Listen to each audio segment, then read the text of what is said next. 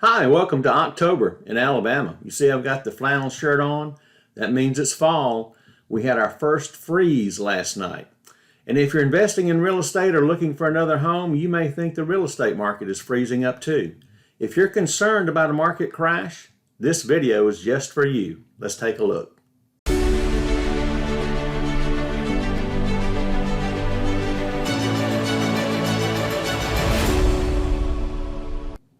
Do you remember when home prices fell 28%?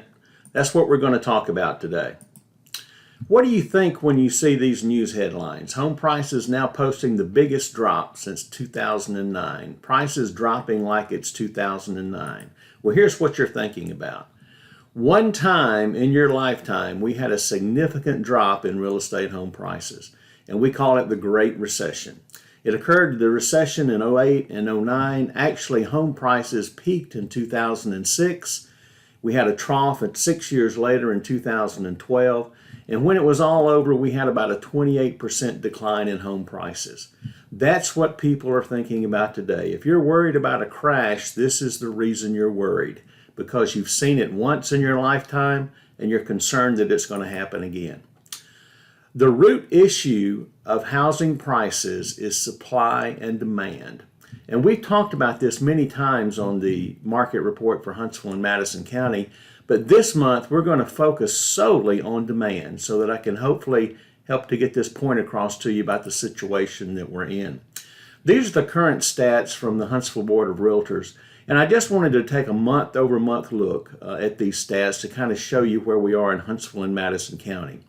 There's a couple of things that are important here. You can notice that the number of sales decreased from August to September.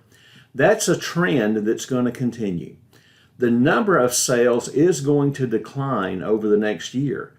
So you're going to see fewer home sales. Now, you saw that prices were dropping like it's 2009 in the national headlines, but in Huntsville, Madison County, our prices actually increased a little bit from August to September. So we did not have a month-over-month price decline like other areas did. And most of the areas of the country did not have a price decline. We'll look at that in just a moment. You can see our inventory has gone up a little bit, 1326 to 1496, and days on the market have increased a little bit more. Those are the trends that we expect to continue. We expect the inventory to continue to increase a little bit. Days on markets will be increasing a little bit. We'll see some more price reductions and we'll see fewer sales. But we want to focus this month on home pricing. I don't use the HARS stats very much. The reason is when I'm looking at these numbers, they're kind of confusing because those numbers that you just looked at, for example, for inventory, that inventory includes new construction homes that are being built. You can't buy them. You can buy them now, but you can't close them now. You can't live in them now. They may be 4 months to 10 months away from they can be closed and someone can move in. The stats also includes a category called proposed construction. These are homes from builders that aren't even under construction. They're just advertisements. So the best source that I have for inventory to monitor that is a source that's available for you as well. We have a link in the description where we use Altos Research to take a look at the current inventory of existing homes in Madison County. This is what I call our real inventory, the existing home inventory. And you can see that over the last year, the inventory of existing homes has increased a little bit, maybe about 12 or 13%, from around 700 homes a year ago to around 800 homes now. So our inventory has increased a little bit. You see that we bottomed out back in April and May earlier this year. And from that point, inventory looks like it's skyrocketing. And it is skyrocketing from that point. But where does inventory come from? That's what we want to look at this month. How do we get more homes on the market? There's only 3 sources of homes for sale on the market. The first one is builders, new construction. How many homes do we have under construction? What kind of areas do we have that can be developed? What are the builders doing? The second one is existing home sales. Current homeowners want a new home. They need to move. They need something different. So they're going to decide to sell their home. They put their home on the market, and now we have a home that someone else can buy. And the third, which one is kind of depressing, are foreclosures. The Federal Reserve is raising rates at a rapid pace to battle inflation. Their end goal is to put people out of work. They need the unemployment rate to increase so that they can bring down their inflation rate through unemployment and higher interest rates instead of producing goods and services in this country, which is the proper way to bring down inflation. But anyway, that's why when you see a good jobs report, the stock market goes down. When you see a bad jobs report, the stock market goes up. Just, counter-cyclical to what you think it would be, but the market is knowing that the Federal Reserve wants unemployment to go up, so they're going to raise interest rates until that occurs. But in this market, let's take a look at these different sources of new homes on the market. For new construction, builders are currently nervous. Builders have homes on the ground that are not sold, that are within a month or two of completion.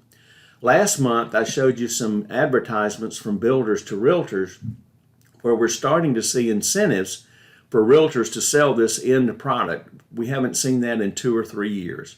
They're also starting to offer incentives to pay closing costs for buyers. Haven't seen that in 2 or 3 years. So the builders are nervous. When builders get nervous, they don't start new construction. This map shows you that over the last year, there's only a handful of states that had an increase in single-family permits year over year.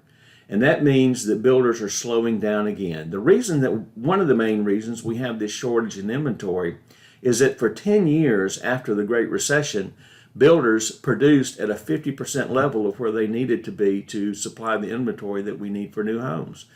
They picked up a little bit during the recession last year, earlier this year, but now they're slowing down again.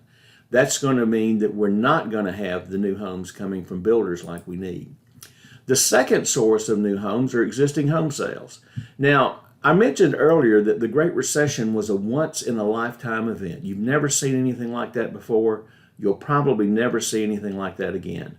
This is also probably a once-in-a-lifetime event. It's called a mortgage rate lockdown. You'll start hearing more about this in the news as we move ahead. But what's happened as rates have rapidly moved up, you've got homeowners that were thinking about moving, but they're sitting in a home with a 3 or 4 or 5% mortgage. They're just not very motivated to sell that mortgage and go out and buy a new home at 7%. So that means fewer homeowners are putting homes on the market. This is another reason we have a decline in inventory or not enough inventory. Rising mortgage rates affect home sellers just like it affects the home buyers. Foreclosures. This is what will happen, what happened in the Great Recession. Interest rates rose, mortgage rates rose, people lost their jobs, they couldn't make their payments, they were in the bucket on their homes, so it forced 2 or 3 million foreclosures onto the market. Remember, at that point in time, as we've looked at before, we had 10 to 12 months of inventory on the market during the Great Recession. That's what caused the significant price drop in homes. But currently today, there's $41 trillion of owner-occupied real estate, and those owners only owe $12 trillion on that real estate. So their loan to value of 30% is the lowest in 40 years. Homeowners have an average of $300,000 in inflation-adjusted equity, which is the highest of all time.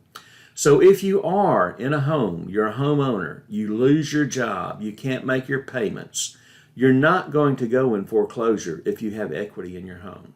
You'll sell your home, get an apartment, rent something, recalculate, recalibrate, and move forward.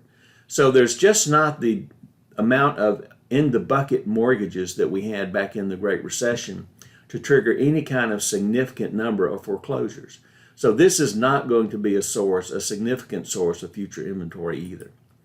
Now let's take a look at what we're looking for home price projections in the coming year. These are half a dozen of the major services that project home prices. We follow them all the time. We've looked at them throughout the year. They've adjusted their pricing down as we've moved into this recession. At the beginning of the year, it was higher than it is now, but this is what they're looking at for next year.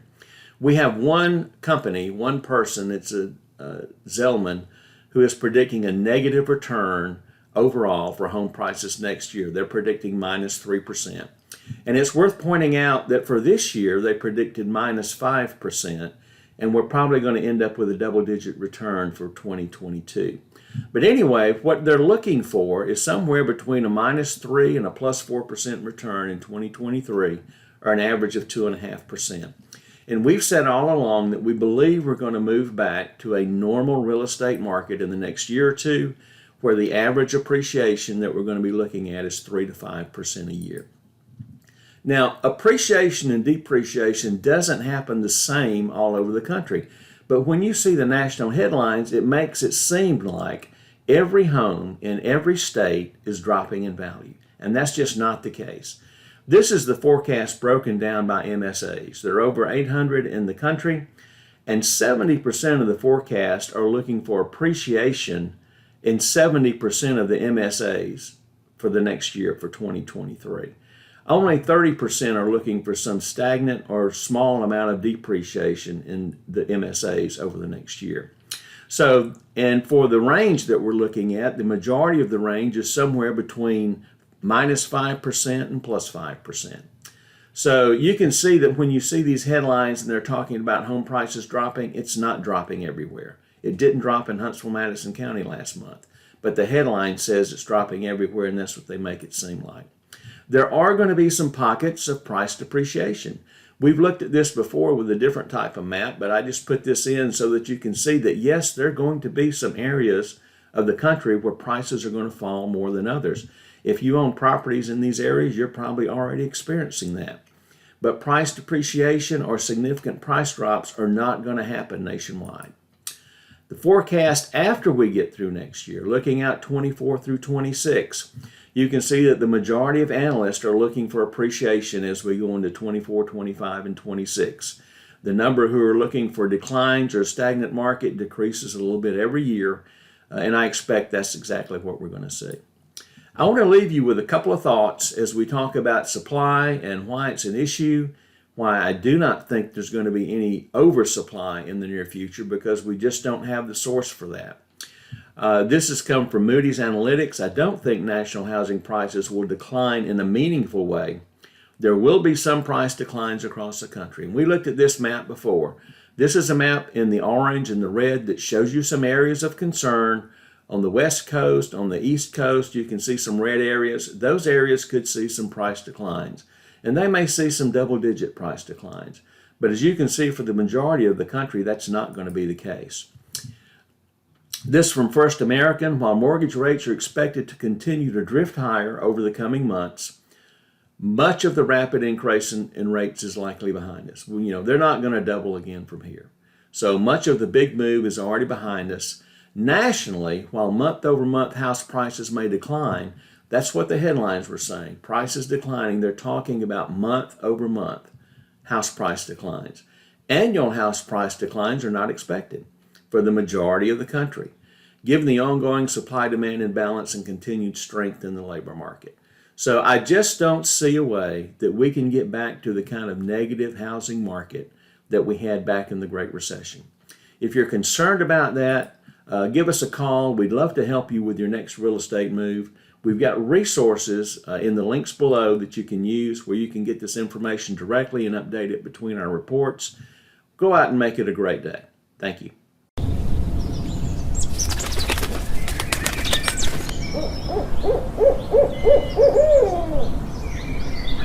Oh.